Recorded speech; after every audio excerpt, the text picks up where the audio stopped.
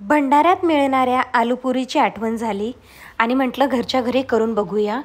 तर घरी करून बघितली ही मसालेदार बटाट्याची भाजी आणि अगदी मंदिरात मिळते तशी प्रसादाची चव झालेली आहे। तर चला रेसिपीला सुरुवात करूया।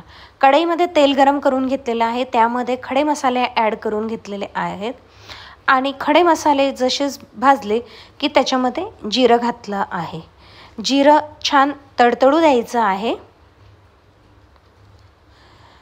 जिरं तडतडलं की त्याच्यामध्ये आपण टोमॅटो प्युरी ॲड करणार आहोत। एकदम बारीक टोमॅटो कट करून घातलेत तरी चालतील। 2 मोठे टोमॅटो मी घातलेले आहेत, कारण की आपण कांदा लसूण काहीच वापरलेलं नाही आहे, त्यामुळे टोमॅटो थोडा जास्त प्रमाणात वापरायचा आहे। आता याच्यामध्ये आपण मसाले ॲड करणार आहोत। लाल तिखट, धणे पावडर, हळद आणि चवीनुसार मीठ ॲड करून घ्यायचं आहे आणि गरम मसाला सुद्धा ॲड करून घ्यायचा आहे। आता छान मिक्स करून घ्यायचं आहे हे मिश्रण आणि जसं 2 मिनटं मसाले परतले की याच्यामध्ये बटाटा आहे तो हाताने कुस्करून घ्यायचा आहे। तर जी आपल्याला भंडाऱ्यामध्ये भाजी मिळते ना, तर ती अशी हातानेच कुस्करून बटाटे घातलेले असतात, त्यामुळे काही बटाटे अगदीच मऊ त्याचा कुस्कर होतो आणि काही मोठे राहून जातात। तर त्याची चव काही औरच लागते जे आपण कापून बनवतो त्यापेक्षा। आता हे 4 मीडियम बटाटे होते ते कुस्करून घेतले आहेत हाताने आणि मिक्स करून घेणार आहोत। तर बटाटे सुद्धा 2 मिनटं परतून घ्यायचे आहेत। बटाट्यांना सगळं कोटिंग मसाल्यांचं छान लागलं पाहिजे, अशा पद्धतीने छान मिक्स करून घ्यायचं आहे। तुम्हाला हा व्हिडिओ आवडल्यास लाईक करायला विसरू नका, नवीन असाल तर सबस्क्राईब करा, फ्रेंड्सला ही रेसिपी शेअर करायला विसरू नका आणि कमेंटमध्ये सांगा कशी वाटली ही भाजी।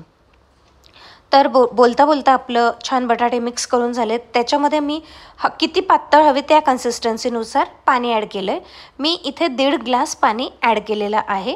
आता याला छान मिक्स करून घेऊ, कारण की जसंच ते शिजेल उकळेल तर बटाट्याचा घट्टपणा उतरेल आणि भाजी मीडियम कन्सिस्टन्सीची प्रॉपर होते। तर आता हे मिक्स करून घ्यायचं आहे। याला छान एक उकळी येऊ द्यायची आहे। उकळी आल्यानंतर हिरवी मिरची ॲड केलेली आहे आणि त्याच्यामध्ये कोथिंबीर पेरून घ्यायची आहे।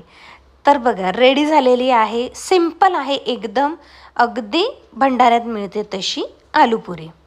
आता आलूची भाजी तर झाली, पुरी करून घेऊया। पुरीसाठी नॉर्मल गव्हाचं पीठ घेतलं, त्याच्यामध्ये मीठ थोडंसं तेलाचं मोहन घालून घट्टसर मळून घेतले आणि पुऱ्या लाटून घेतलेल्या आहेत।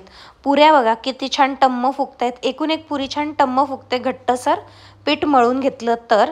आणि कलरसुद्धा अगदी परफेक्ट असा आलेला आहे, कारण की आम्हाला जरा लालसर रंगाच्याच पुऱ्या आवडतात। तर पुऱ्यासुद्धा तळून घेतलेल्या आहेत। आता आपण सर्व करून घेऊया। सर्विंगसाठी मी इथे आपण जी भाजी रेडी करून घेतली ती घेतलेली आहे, पुऱ्या घेतलेल्या आहेत आणि पुरीसोबत श्रीखंडचं कॉम्बिनेशन खूप छान लागतं, म्हणून श्रीखंडचा सुद्धा आस्वाद याच्यासोबत नक्की घ्या। नाहीतर जिलेबी असली तरी चालेल, पण काहीतरी गोड असावं म्हणून आलू पुरी आणि श्रीखंड असं छान कॉम्बिनेशन मी केलेलं आहे। तर जसं सांगितलं लाईक करायला विसरू नका, सबस्क्राईब करा, शेअर करा आणि कॉमेंट करा। भेटूया अशाच नवीन व्हिडिओसोबत। बाय।